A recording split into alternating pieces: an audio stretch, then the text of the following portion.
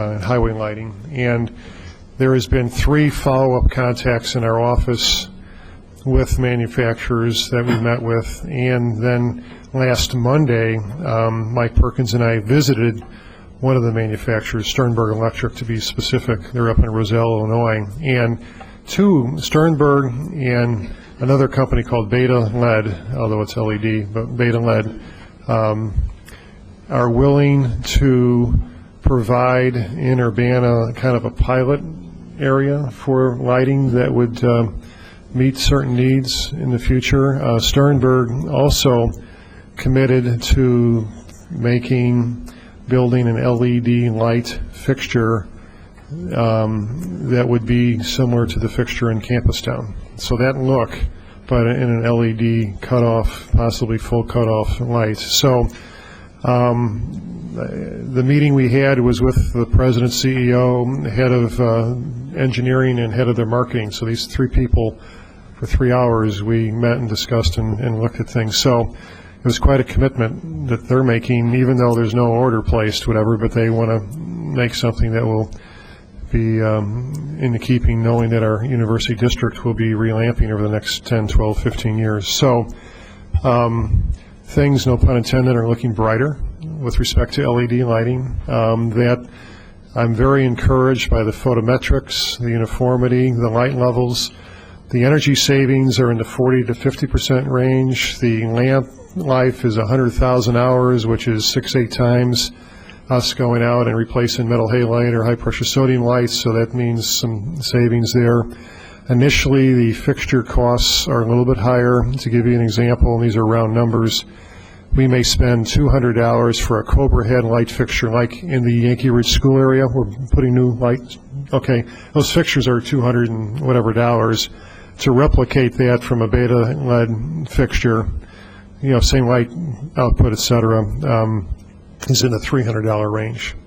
So that's a 50% jump. But there's a return on your investment, certainly too. So when you look at the life cycle costing, these things are very attractive, and you can get your buyback period here pretty short. And I haven't calculated that because I don't have specifics, but I just want you to realize, and I'll let you know when we have these specifics, placed in a couple areas in town, so you can drive by and take a look at them. So this is such cutting edge, type technology, and so we're staying very close. And there's also an interesting conference in Ann Arbor next month, where Anchorage, Austin, Toronto, Canada, and Ann Arbor are 4 cities that have bought into this LED lighting, and they're going to host the do's and don'ts and what they've learned, and Department of Energy folks. We might go up there and visit Okay. them. Thanks, Bill. Questions or comments? Charlie. Yeah, of course, I think this is absolutely wonderful news, and I'm looking forward to the trials. One quick question, though. One of the issues that I'm interested in Campustown is also replicating some kind of pedestrian level lighting too, for the areas that have heavier pedestrian. Did Sternberg indicate whether they could match that as well? Yes, and I think there's others too that can do that. So yeah, the hard part is, to be honest with you, the taller lighting versus the PED lighting. The PED level, especially if you have post-top mounted lighting, there's a lot of varieties out there now that are LED lit and have good photometrics, good cutoff capabilities now. But the trick is finding a fixture that we're liking on Campustown. They have that in an LED light. So. Okay. Thanks again, Bill. Mayor. Yeah, we have a couple of things I want to mention about our wonderful Public Works Department. I asked Bill Gray, why was there a lot less flooding in Urbana last weekend? I said, do we have a higher elevation than people around us? And the answer was that Urbana has an aggressive program for storm sewers. And so it's not elevation, it is work that has created this better situation. And when there's still a problem on Vine Street, and Bill Gray is going to change the configuration there to reduce that problem. And we've gotten a couple of awards for our bicycle plan. The Association of Metropolitan Planning Organizations is giving Urbana and a national award for outstanding overall achievement in metropolitan transportation planning, and that's for the Urbana Bicycle Master Plan. And in addition, the American Planning Association for Illinois, the awards jury selected the City of Urbana Bicycle Plan for an award in the plan category. So it's gotten 2 awards, and I think we owe a debt of gratitude not only to Brandon Bowersox, who chaired the committee, but also, again, to our Public Works staff. And we're getting an honorable mention from the Illinois Arts Alliance for our beginning efforts on establishing a public arts commission. And that will be mentioned at the conference in Chicago that the Illinois Municipal League is holding this week. And finally, our fire chief is going to be giving the history of the Urbana Fire and Rescue Department. He's giving a talk tomorrow night to the Champaign County Historical Society, and that's across the street at the auditorium of the Urbana Free Library at 7 o'clock. Thanks. Thank you. Okay, we'll take any approval of the minutes. Oh, Libby, I'm sorry, you are there, wanting to give a staff report. Sorry? Just a lot of announcements, and I wanted to mention the University Avenue Corridor Study. Public meeting will be October 16th from 6 p.m. to 8 p.m., and that's for both the University Avenue Corridor Study and the Springfield White Corridor Study, which is being incorporated into the mobility plan with the MTD. Secondly, just a report back from the Census Bureau. We got an updated figure from the Illinois Department of Revenue. For their purposes, they'll be recognizing our updated population as 40,550, and that's with the special census added. And another note on the Illinois Arts Alliance honorable mention designation allows us the ability to use a designation that we are an Illinois arts-friendly community. So, thanks. Thank you, Libby. Any other staff reports? Ron?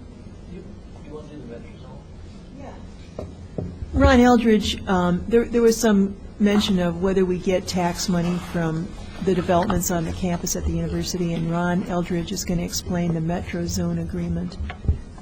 Hi, good evening. I included in the packet a little memo about the Metro Zone, and briefly, in May 2001, Urbana and Champaign entered into that agreement, and I did attach that agreement, in which we share revenues and expenses in 2 areas, the northern area and the southern area, 70% to the whole city in the northern area, and there are maps on those agreements, and 50-50 in the southern area. So we've been receiving monies each year from Champaign on that. We have no development in the Urbana side of either the northern or the southern yet, but we might in the future. And Champaign, of course, has some both in the northern and the southern side. So the iHotel will be in their southern metro zone. So we will eventually receive some monies from that, but they have an incentive agreement, development agreement there, in which they have promised to repay the property and hotel taxes back for 15 years or to the tune of $3 million, whichever comes first. So it may be a while before either Champaign or Urbana receive any money from that iHotel and Conversation, but when Champaign does, we'll share it 50-50. So it's been a good agreement for Urbana so far, and we expect to collect about $97,000 next year from Champaign under the Metro Zone agreement. So try to answer any questions if people had them. Mayor? Would you like to comment on Orchard Downs? Yeah, Orchard Downs will be in the southern Metro Zone, in our area of the southern Metro Zone. So development from Orchard Downs will have to be shared 50-50 with Champaign, and then costs can be shared 50-50 too. Any other questions or comments? Charlie? The school districts are not part of that metro zone? No, it's not. The school Right, so- districts are not part of it, no. Thank you. Okay. Thank you, Ron. Now, if there's no other staff reports, we'll go ahead with approval of the minutes. All those in favor? Aye. Minutes are approved. Now we'll move on to public input. I have just one in front of me. Diana Visick, would you come on up and state your name, your address, and please limit your remarks to 5 minutes. Thank you. I'm Diana Visick, and I live at 608 West Pennsylvania Avenue in Urbana. And I'm here tonight to follow up on transparency with the city, because when last we talked about this, I understood that Ron Eldridge was going to be preparing a draft ordinance to bring to you for consideration. And the reason for having an ordinance like this is because while he's doing a fantastic job of transparency, if anything should happen to him, the city is left in limbo. So what is our policy? Why did we do this? What exactly is the next controller supposed to do?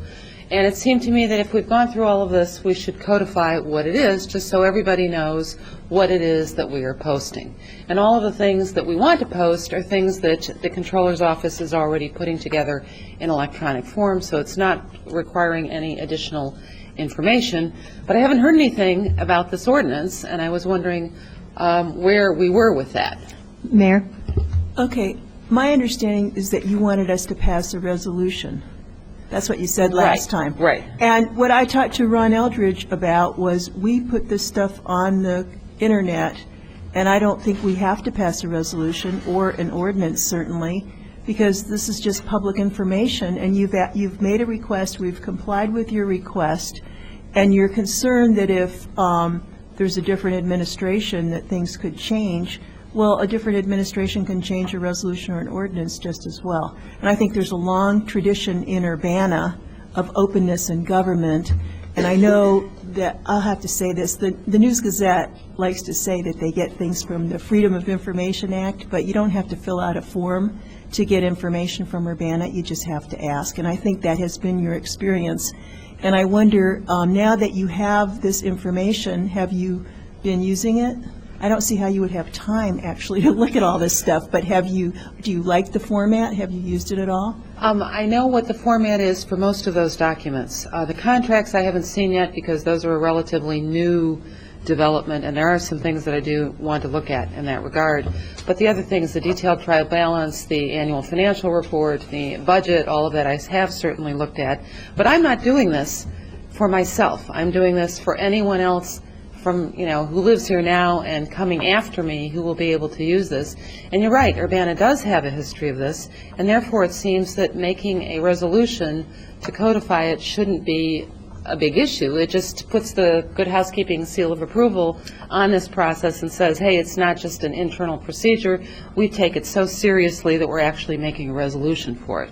And that is what I would like. I think it sends a very good message to the public that you're serious about it. It clarifies it for later because, yes, they could change it, but it's a little harder if there's been a resolution for a certain length of time and the next administration wants to change it. It's like, why would you do it?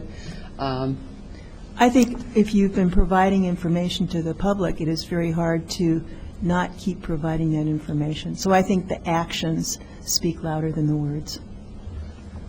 Out of curiosity, I'm wondering if there is any particular reason for not doing it. And I guess I add that to my to consideration is that would there be any reason not to do it?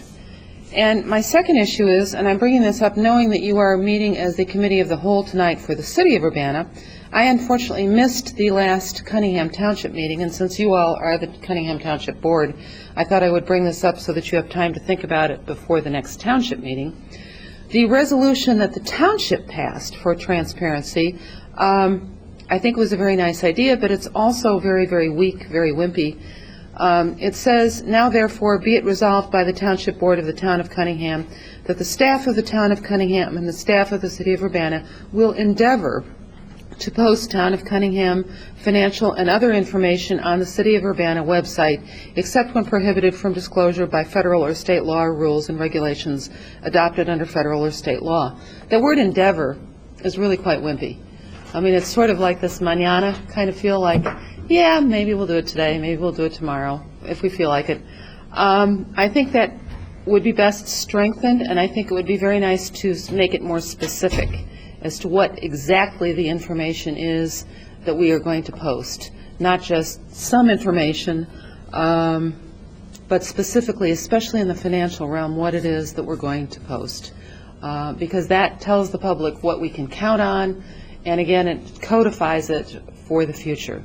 So I would ask you for this, in terms of the city, to please consider making a resolution specifying what is going to be posted, and for the township to revisit this resolution and make it stronger and clearer and specify what it is that actually you're going to post. And I thank you for considering that.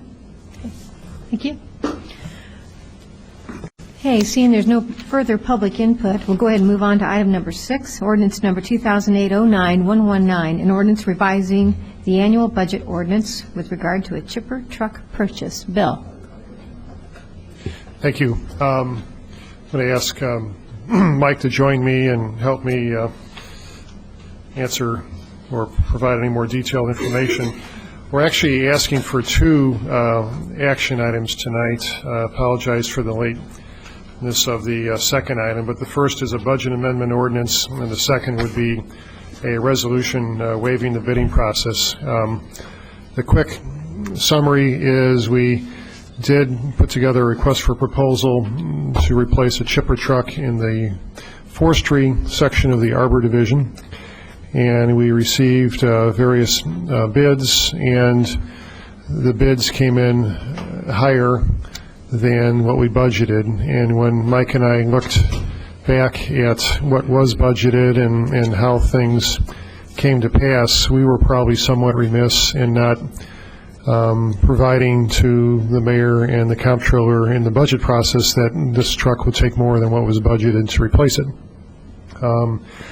The truck is actually about 15 years old.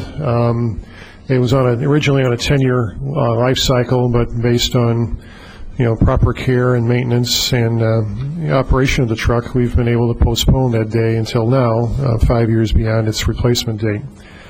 So tonight, we're looking for additional dollars to purchase the truck. Now, what gets a bit more complicated here is that when we did receive the proposals, there was an aspect that we didn't specifically address in our request for proposal process, and that had to do with an important safety component to this vehicle, and that is when a driver is operating this vehicle, what is the visibility in and around the front hood, if you will, of the truck? How easily can you see objects, people, potholes, whatever the case may be? And there was an extreme difference in visibility that we physically measured between the 2 proposers, and the second low bidder had a far superior visibility in and around the cab than the low proposer. And rather than just start all over from scratch, or in essence that's what we're doing, I guess, in this resolution process, is that we're basically rejecting all the bids, but we're recommending that rather than go out and redo the process again, that we would look at the second proposer and make a agreement, a contract with the second proposer, because the style of the cab, the way the driver, the way they sit up and can look around, Mike and his crews physically measured objects, front, side, left, right, whatever, and there was just a big difference in that. So this piece of equipment is a key piece of equipment in our tree pruning, tree removal, tree planting operations. I'm sure I'm leaving something out, but what else could you add, Mike? We have a boom truck that pulls a chipper, and this is the second crew. It's not a boom truck, it's a chipper truck, but it supports the second climbing crew that works around town. That's this vehicle. Okay. Dennis? I'm wondering if it's possible to bypass the general bidding structure. And maybe, Ron, you'd have a comment on that. I mean, it doesn't seem like to be especially good practice, and I realize that the bid was perhaps not a complete description of the needs of the community, but maybe, we didn't realize the visibility aspect of it when the bid went out. But I'm not sure we can bypass a by state law, a bid proposal. Actually, first of all, according to our ordinance, section 2-115, all the contracts requiring an expenditure in excess of $10,000 shall be advertised for bids, but council has reserved the right to reject all bids. In state law, in 65 ILCS 5/8-9-1, the long and short of it is you can contract with the lowest responsible bidder, but you can also just enter the contract by a 2/3 vote. So, yeah. So we actually have the legal right to choose a chipper truck tonight. Yes. By 2/3 vote, yes. Other comments, or is there a motion? Robert? When you found the problem with the visibility issue, was it related to what OSHA requires? When we looked at all the vehicles and actually had our people sit in the cabs, kick the tires, if you will, that's when we discovered the visibility was significantly less than what we had in the existing vehicle that we use now. And we looked at the low bid and then the next, the two lowest ones. We made a comparison with measurements and cones to see what that difference was, to see if it was significant. At first, our workers would say, you know, this unit I can't see out of as well as the unit that we have presently. That's what brought it to our attention. Does it? It's not an OSHA standard, no, to answer your question. But it would, in your opinion, create a hazard? It is, in my opinion. A safer truck is the recommendation that I made. And yes, I think the other one would be a hazard for us to maneuver in. Brandon? Well, if it's okay to make one motion with these combined, I would move that we send ordinance 2008-09-119 to council with a recommendation for approval, and then as part of that motion that we also reject the bids and authorize staff to contract with this second bidder, the recommendation. Okay. I'll second that. All right, so we have a motion that covers both in omnibus fashion. We've got a second. Any further discussion? All those in favor indicate by saying aye. Aye. Any opposed? We'll move this forward to council next week. Thank you.